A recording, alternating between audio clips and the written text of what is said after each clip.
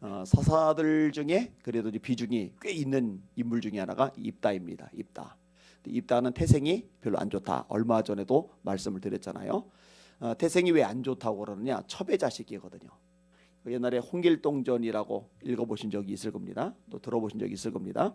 홍길동이 아버지한테 탄식하는 장면이 나오죠. 아버지를 아버지라 부르지 못하는 거에 대해서. 왜 아버지인데 아버지라 못 부르느냐? 첩의 자식이기 때문에.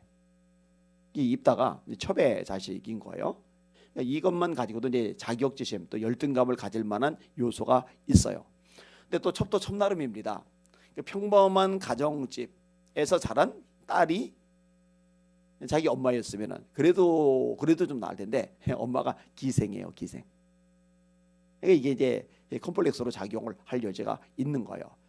게다가 이제 상처받을 일이 또 발생을 했잖아요. 그게 뭐냐면 본초의 자식들이 아들들이 어릴 때는 그래도 괜찮았는데 이제 커가면서 입다 보고 너는 다른 여자의 자식이니까 나가, 쫓겨나는 거예요. 이렇게 쫓겨날 때 이 길앗 지역의 장로들 중에 도와준 사람이 아무도 없었고, 그러니까 쫓겨난 다음에 자기가 살던 원래 그 지역에 그냥 또 얻어서 살면 되는데 또 그렇게 살 만큼 여건도 안 되고, 그러니까 고향을 떠나서 타 지역으로 갈 수밖에 없었던 게 입다입니다. 이게 얼마나 가슴앓이가 많이 되겠어요. 속상한 일이죠. 힘든 일이죠. 자, 이렇게 되게 된 근본 요인이 뭐냐? 첩의 자식이라는 것도 있지만은요, 이 돈 문제가 결부가 되어 있어요. 너는 다른 여자의 자식이니까 우리 아버지의 기업 너는 줄 수 없어. 너에게까지 나눠줄 수 없어. 율법에 의하면은 자녀들에게 나눠주게 되어 있잖아요. 장자는 다른 형제들에 비해서 2배를 주게 되어 있고 나머지 형제들은 또 이렇게 균등하게 나눠주게 되어 있잖아요. 근데 이렇게 나눠져야 될 목 중에 이 첩의 자식인 입다에게 줄 마음이 없는 거예요. 쫓아내면 안 줘도 되잖아요. 이게 돈 문제가 결부되면서 상처가 더 증폭이 되는 거죠. 자, 충돌이 생겼다, 갈등이 생겼다, 싸움이 났다. 그리고 이런 와중에서 세력이 밀려서 쫓겨났다. 그러면 그래도 좀 날 텐데 이 돈 문제가 결부되면서 이렇게 쫓겨났다. 그러면 이게 상처가 그만큼 더 심할 수밖에 없는 거죠. 자, 입다가 그 형제들을 피하여, 사실 이 힘으로 따지면 입다가 형제들보다 세요. 타고난 용사거든요. 바보가 막강하거든요. 근데 형제들을 피했다. 명분이 없는 거죠. 그 형제들 때려 눕힌들 그 지역에서 제대로 살 수가 없는 거죠. 본인이 떠나는 거예요. 그래서 어디로 갔느냐? 돕 땅에 갔어요. 원래 살던 지역은 어디냐? 길르앗이에요. 길르앗에 살지 못하고 도비라는 낯선 땅에 간 거예요. 근데 주목 좀 쓰니까 잡류가 모여들었고 그들의 리더 역할을 하면서 시간을 보내는 장면이 바로 앞부분의 내용입니다. 자, 그러다가 인생의 변수가 찾아옵니다. 이제 기회가 찾아오는 거예요. 암몬이라는 나라가 길르앗을 침공한 거죠. 얼마 후에 암몬 자손이 이스라엘을 치려하니라 이렇게 말씀을 하고 있죠. 위기를 만난 거예요. 전쟁은 게임이 아닙니다. 경제가 아닙니다. 최근에 월드컵이 있었잖아요. 월드컵. 저는 이제 한 편도 안 봤어요. 한 편도 10분도 안 봤어요. 10분도. 근데 이 아내가 한국전보다도 브라질이 하는 게 더 잘 찬다. 뻥뻥 차는데 또 잘 집어넣는다고. 근데 소리를 자꾸 질러대가지고 나는 작업을 해야 되는데 아유 막 안타까워가지고. 근데요, 저서 이번에 16강에 못 들어가서 이제 안타까워하는 국민들이 많지만, 근데 그게 다예요. 그게 괜찮아요. 그래도 그죠? 근데 전쟁은요, 지면은 진짜 완전히 쪽박을 차는 거예요. 나라가 비참해지는 거예요. 우리나라가 겪었잖아요. 나라의 주권을 잃으니까 얼마나 비참해집니까? 1910년에 강제 병합을 당하고 45년 8월 15일에 해방을 맞이하기까지 얼마나 수탈을 당하고 얼마나 학대를 당하고 얼마나 비참한 꼴을 겪어야만 했습니까? 1950년 6월 25일 날 새벽에 북한이 쳐들어왔을 때 전쟁이잖아요. 지니까 어떻게 돼요? 엉망진창이 되잖아요. 이게 전쟁이란 말이에요. 자, 이 전쟁이 일어날 때 싸우는 군인들이 중요하단 말이에요. 그다음에 무기들이 중요하단 말이에요. 근데 이런 것들보다 더 중요한 게 있다면은 그게 뭐냐면은 이 전체를 끌고 갈 수 있는 리더십 장군입니다. 지휘관입니다. 여러분, 그 이순신 장군이 우리나라 선조들 중에 가장 존경받는 인물 중에 하나이잖아요. 세종대왕, 이순신. 딱 조선시대면은 두 사람 꼽잖아요. 그러니까 이제 광화문 광장에도 이 두 사람 동상만 딱 있잖아요. 근데 임금은 이제 임금답게 앉아 있고 장군은 임금 앞에 못 앉아 있으니까 서 있고 그러잖아요. 동상조차도. 그런데 이순신이 누명을 뒤집어 쓰고서 백의 종고를 하잖아요. 계속 이제 해군이 진단 말이에요. 이게 복사망이 있는데 12척밖에 안 남았는데 그 12척을 가지고 승리를 해요. 전력이 더 많을 때는 패배를 하는데 전력이 완전히 줄어들었는데 이겨요. 그게 누구한테 달리느냐? 지휘관 이순신 장군에게 달렸던 거예요. 이 지휘관이 누구냐? 이게 되게 중요해요. 이 군인들이 얼마나 사망을 했느냐, 얼마나 많이 다쳤느냐, 이것도 전쟁에 영향을 미치지만 이 전체를 이끌고 가는 이 사령관 지휘관이 죽어버리면은요, 이거는 이제 보통 타격이 되는 게 아니에요. 근데 이 길라 지역에 암몬이 쳐들어왔는데 전체를 끌고 나가서 리드할 만큼, 이 전쟁을 지휘할 만큼 뛰어난 인물이 없어요. 근데 그게 누구냐? 이제 입다라는 거죠. 입다. 그래서 제가 이 부분을 몇 주 전에도 설명을 하면서 할 일이 없지만, 그죠? 그리고 무명이지만 이때 실력을 갖춰라. 이 기회가 주어질 때 이걸 잡을 수 있는 사람은 준비한 사람이 잡는 거지 아무나 잡는 게 아니거든요. 실력을 갖추는 게 필요한 거예요. 근데 오늘 보면은요, 그 실력 이면에 보다 더 근원적인 것들을 좀 다루려고 한 겁니다. 자, 입다를 길랏의 장로들이 찾아갑니다. 왜냐하면 입다를 데려오려고. 길랏 장로들이 입다를 데려오려고 돕당에 갔다 이렇게 말씀하죠. 입다에게 이르되 우리가 암몬 자손과 싸우려 하니 당신은 와서 우리의 장관이 되라. 인간 참 간사하죠. 입다가 쫓겨날 때, 본초의 자식들이 쫓아낼 때, 이 길랏의 장로들이 영향력이 있고 존경을 받는 존재들이니까 개입을 해서, 야 니들 아무리 그래도 그렇지 입다 어릴 때부터 이 지역에서, 이 고향 땅에서 자랐지 않았느냐. 너희들도 함께 자랐잖아. 너희들이 컸다고 이제 쫓아내면은 이건 너무 잔혹한 처지다. 그러니까 이 근처 어딘가라도 살 수 있게 하고, 그리고 너희들이 차지하는 것만큼 유업을, 이 재산을 다 갖지는 못하더라도 그래도 일부는 띄어서 생활할 수 있도록 배려를 좀 해줘라. 그러니까 아버지 길랏이 그래도 유력자라서 재산이 좀 꽤 있을 수 있는 가능성이 높거든요. 이렇게 이제 중재를 했더라면 좋았을 텐데 이런 게 없어요. 그러니까 입다가 말을 할 때 그런 말을 해요. 나를 쫓아냈다. 본초의 자식들이 나를 쫓아냈다라고 말하지 않고 이 길랏 찾아온 장로들에게 나를 쫓아냈다는 말을 써요. 중재 역할을 제대로 안 한 거예요.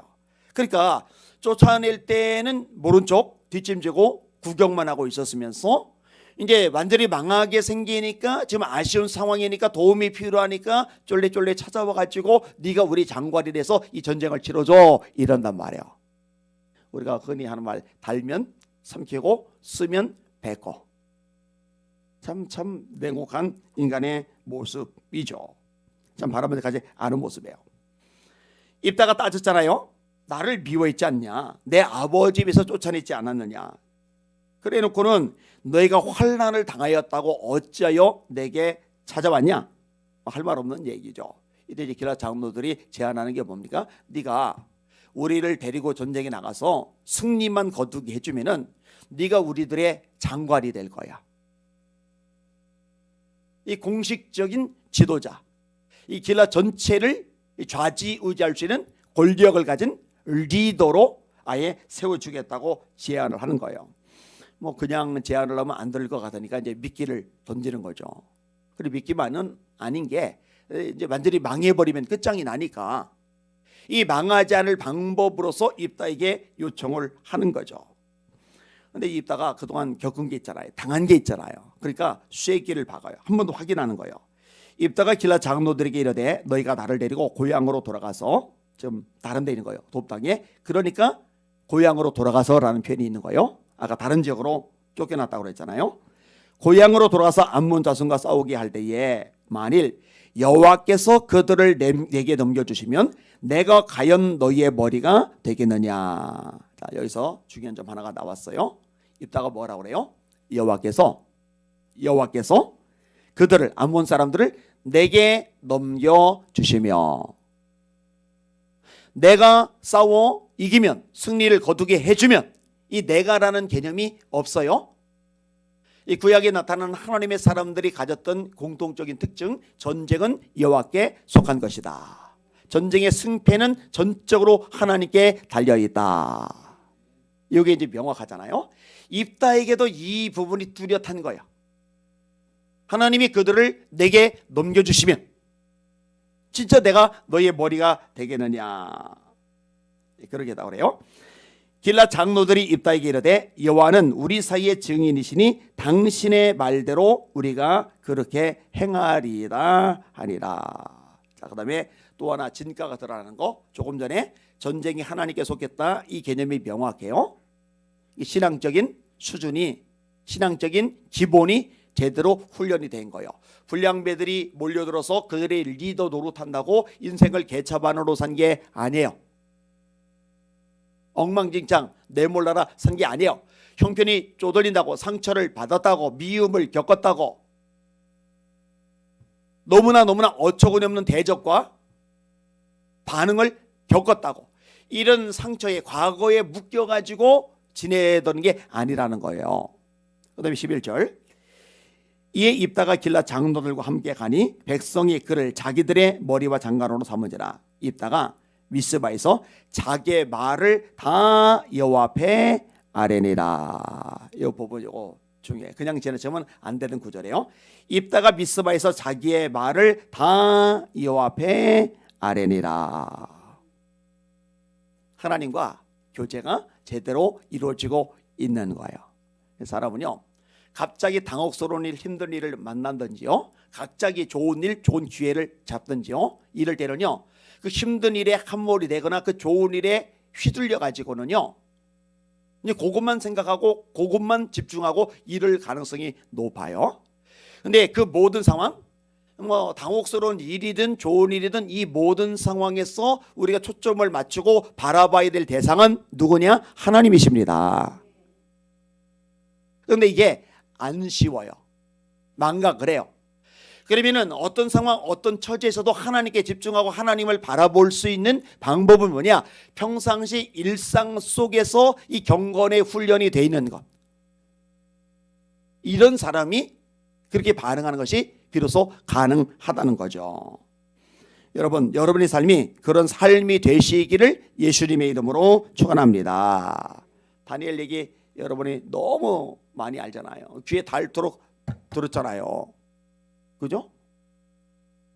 사자굴에 들어가게 생겼는데, 곧 뜯어먹게 죽게 생겼는데, 그럼 지금 큰 일을 만나면요, 발 동동동동동 구르면서 그 사자굴에만 집중하고 법령에만 집중하고 나를 잡아 죽이려고 하는 그 인간들에게 집중하고 여기에만 다 신경이 쓰이기 쉬운데, 다니엘은요 여전히 하나님께만 집중을 한단 말이에요. 다를 바가 없어요, 평상시하고. 그래서 전에 하던 대로의 영성이라는 표현을 쓰잖아요. 제가 전에 하던 대로 하나님께 하루에 3번씩 기도하고 감사하는 다니엘, 얼마나 귀하냐고요. 자, 느헤미야가 예루살렘이 여전히 황폐하고 불탄 상태로, 버려진 상태로 그대로 있다는 얘기를 듣고 얼굴에 수심이 가득해요. 왕이 자기가 신뢰하는 신하 느헤미야의 얼굴색이 안 좋으니까 너 왜 얼굴에 수심이 가득하냐 물어봐요. 여러분, 왕이 직접 물어볼 때 얼마나 살떨립니까? 얼마나 긴장됩니까? 얼마나 조심스럽습니까? 이 와중에 최대한 예의를 갖춰서 이렇게 대답을 할 만한데, 그 짧은 틈새에 느헤미야가 하나님께 묵도했다. 하나님, 왕이 날 보고 이렇게 물어보시는데 제가 이럴 때 뭐라고 대답하면 좋을까요? 어떻게 반응하고 대답을 하면 좋을까요? 그 짧은 사이에 기도하는 거, 이걸 안 놓쳐요. 보통요, 갑작스럽게 어떤 일을 당해서 내가 반응을 보여야 되면, 대답을 해야 되면은, 이때는요 그냥 즉흥적으로 그게 나가기 마련해요. 그때 잠깐 멈춰서, 잠깐이라도 멈춰서 하나님 어떻게 할까요? 이거는요 경건이 몸에 배서 그게 일상화가 되지 않으면은 나올 수 없는 모습입니다. 단적으로 2개만 인용을 했습니다만, 나머지 사람들에게서도 이런 모습을 찾아볼 수 있고 오늘 본문의 입다에게서도 이런 모습이 드러나는 거예요. 하나님이 그것들을 내게 넘겨주시면 자기 일을 여호와께 다 아뢰었더라. 오늘 설교의 제목이 뭐냐면요, 비참한 처지였지만 하나님을 경외하던 사람. 그러니 하나님이 기뻐하시고 사용해 주시는 겁니다. 여러분, 처지 원망하지 말고, 형편 불평하지 말고, 이런저런 문제와 장애물, 시련과 아픔, 절망과 좌절, 이런 구렁텅이에 떨어졌을지라도 이것 때문에 주저앉지 말고 그 와중에도 하나님을 경외하는 신앙의 모습을 이어가는 여러분들 되시기를 예수님의 이름으로 축원합니다. 이거는 저절로 되는 게 아니에요. 망령되고 허탄한 신화를 버리고 경건에 이르기를 연습하라. 육체의 연습은 약간의 유익이 있으나 경건은 범사에 유익하니 금생과 내생의 약속이 인원이다. 이 경건, 하나님께서 기뻐하시는 신앙의 모습인데 성경이 뭐라 말씀하세요? 경건에 이르기를 연습하라. 육체의 연습이 아니고 경건의 연습, 범사에 유익하다. 여러분, 하나님을 바라보고 하나님의 주권을 인정하고 하나님께 세부적으로 어떤 상황 처지에서도 기도 먼저 하고, 이게 연습이 되어서 몸에 배고 어떤 상황 처지에서도 이게 자연스럽게 흘러나오는 저와 여러분의 신앙의 특징이 되시기를 예수님의 이름으로 축원합니다. 이거는 진짜 보배 같은 신앙의 모습과 자세입니다. 아멘. 두 손 드시고 합심하여 기도하겠습니다. 하나님 아버지, 내 인생의 주님이 하나님이시라고 고백을 하는데 이게 입술의 고백만 아니라 삶의 여정 속에서 내 인생의 반응으로 드러나게 하여 주시옵소서. 경건의 연습이 이루어지게 하여 주시옵소서. 저희 한번 부르고 합심하여 기도하십니다.